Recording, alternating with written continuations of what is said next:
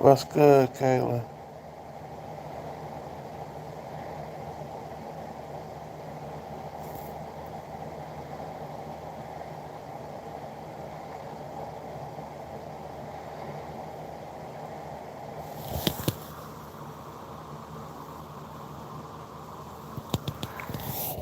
Sorry if I'm sounding kind of dry. I got a lot on my mind really quick, like.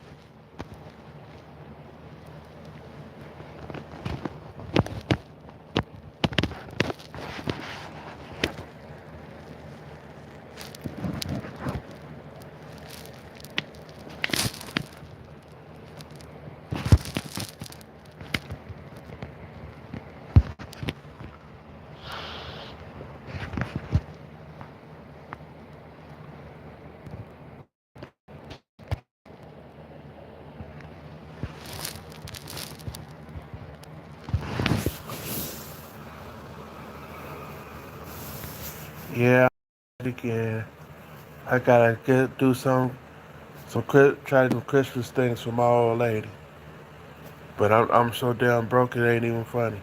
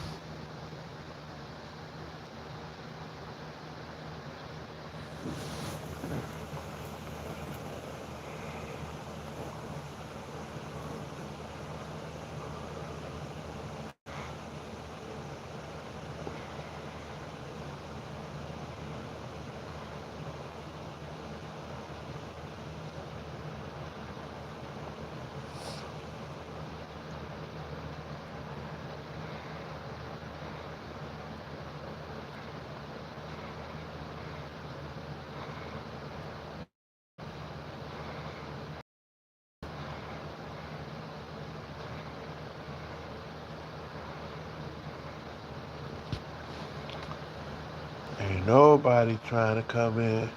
You the only person here. Wow.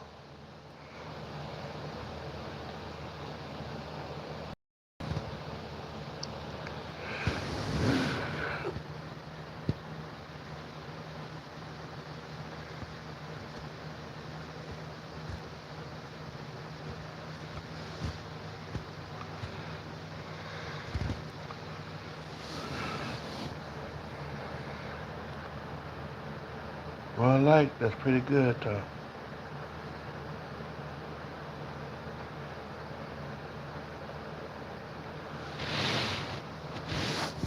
Let me see what I could do.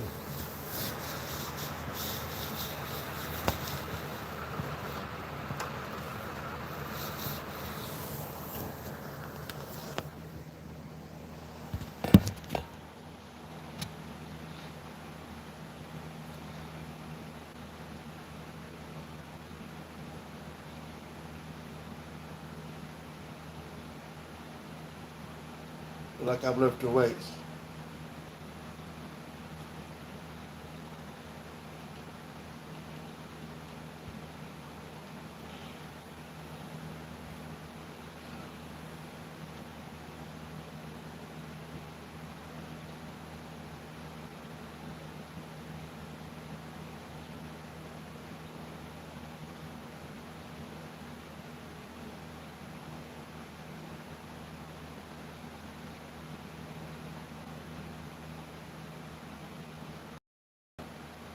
Oh, his head is smaller than mine.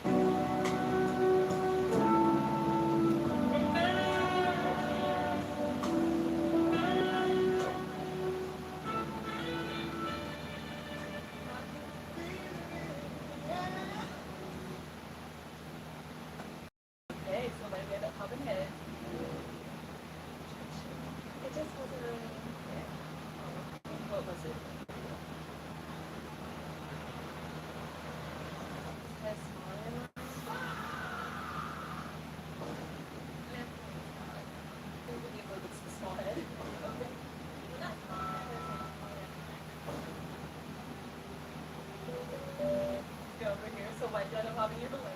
Maybe it's not really, but just the reason about this. I'm feeling gonna be crazy, I understand. So like for me, being attractive or whatever it may be, like if I get into a car accident or something, my head is small, but I know you're not gonna be it, you know what I'm saying? It's okay.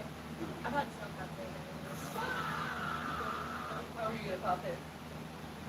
Probably like his mouth. Like his.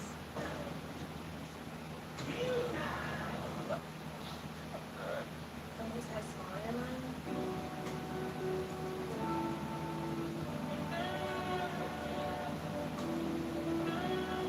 Wow.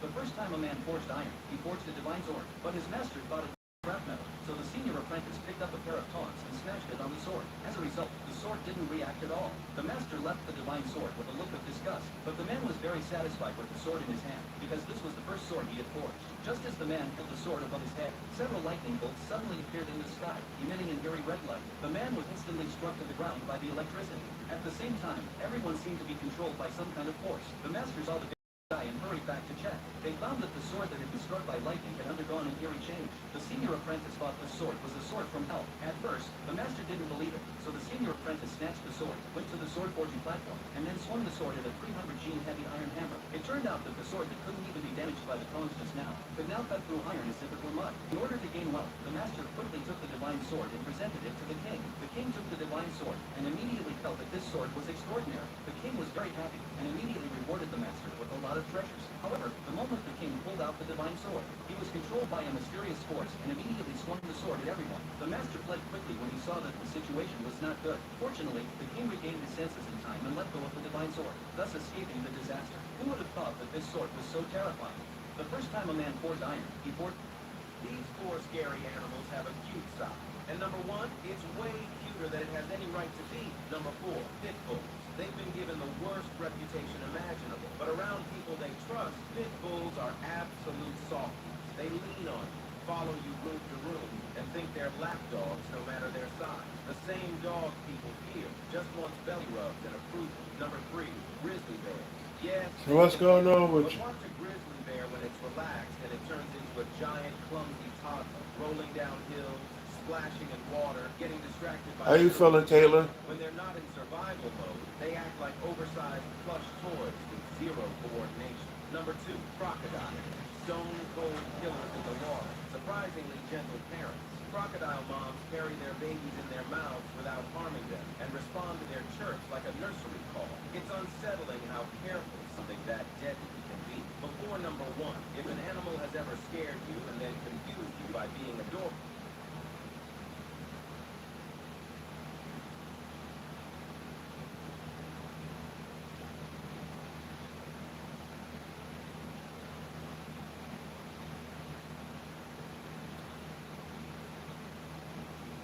Yeah. It's like Every that. version of Boo ranks from weakest to strongest, Fat Boo. This is the first form of Boo. Dragon Ball, despite his already immense power, he is actually the weakest variation of them all. Evil Boo, not much more powerful than Fat Boo. Evil Boo is a darker, stronger version who represents Boo's pure malice. Kid Boo. It may seem confusing that Kid Boo is DBZ's final enemy, but this version of Amazing doesn't yet reach the level of some of the more terrifying transformations. Super Boo. This form emerges after Evil Boo absorbs Fat Boo, gaining a massive power boost by combining both halves of his being. Super Boo, Piccolo absorbed. After absorbing Piccolo, Super Boo inherits his Namekian powers and intellect, along with his distinctive clothing, making him very powerful, though still not the strongest. Super Boo, Gotenks absorbed. One of the biggest power-ups comes when Super Boo absorbs Gotenks, gaining the incredible strength of fusion. Super Boo, Gohan absorbed. Boo reaches his absolute peak after absorbing Ultimate Gohan, who is stronger than a Super Saiyan 3 at the time. This pushes Boo to an entirely new level of destructive power. From the playful yet deadly Fat Vegeta told Goku, alright, enough messing around. Stop holding back and finish Zalama now. Goku actually wanted to toy with Zalama a little longer, but after hearing Vegito, he decided to end the fight fast. He brought both hands together and started charging a Kamehameha. In the next instant, he fired. Zalama didn't even get a second to react. The blast hit him head on. Goku didn't have to do anything else. Zalama dropped to the ground, knocked out, barely hanging on Vegeta, immediately snapped. Don't hesitate, end it before something goes wrong. But then Yamoshi sensed it. Zalama's energy had suddenly crashed. Without saying a word, he took off and vanished from Universe 6. Right in front of Sadala's came moments later. Yamoshi arrived at the battlefield and saw Goku in his Super Saiyan Infinity form. He was stunned. Even in this era, the Saiyan bloodline had evolved this far, to the point where Yamauchi wasn't confident he could take Goku alone. And then it happened. Yamoshi began pouring the Super Dragon Ball's creation power into Zalama's body, because Zalama and the Dragon Balls draw power from the same source. The nearly dead Zalama suddenly revived at full strength. Goku froze. No way. If you want the next part, drop a comment. This artwork is finished the moment control is let go. After 50 minutes in the kiln, the sculpture is pulled out, still glowing hot, and placed straight into sawdust. Fire, smoke, and clay collide. The surface changes in ways no one can predict. Those marks aren't flaws. They become part of the animal's story, raw, wild, and impossible to repeat. Which do you prefer? Perfectly controlled surfaces or the untamed beauty of Raku? Comment. Welcome in, y'all. This artwork is finished the moment Welcome in. is let go.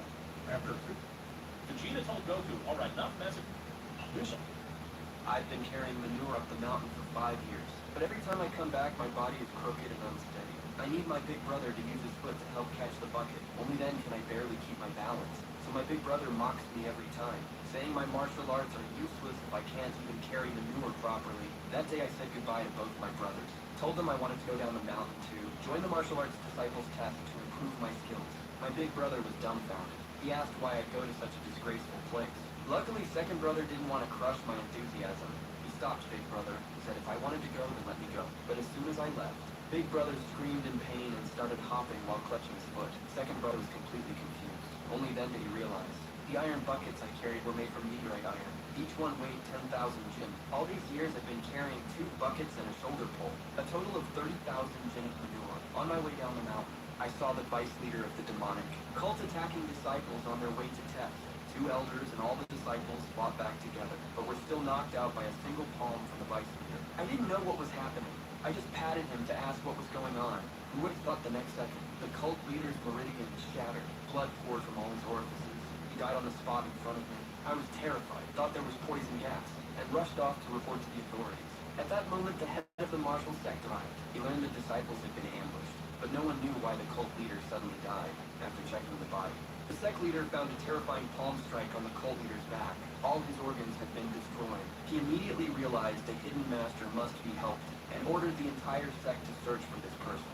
If they could get their help, the future of the martial path would soar to new heights. Meanwhile, I finally arrived at the test registration site, only to be shocked to see my son was also there to take the test. My son was surprised to see me, asked why someone my age would come stir up trouble. Said I probably had no idea how hard the test really was, but I told him joining the martial path was my lifelong dream. A rich young master nearby burst out laughing, said a country bumpkin and passing the test was a joke. The young master even said we were here to die. I was instantly furious, demanded an apology. Luckily, a test elder arrived in time and stopped the conflict. Soon the test began. Seeing someone my age come met around, the elder not only changed the age limit for next time, but also put me last.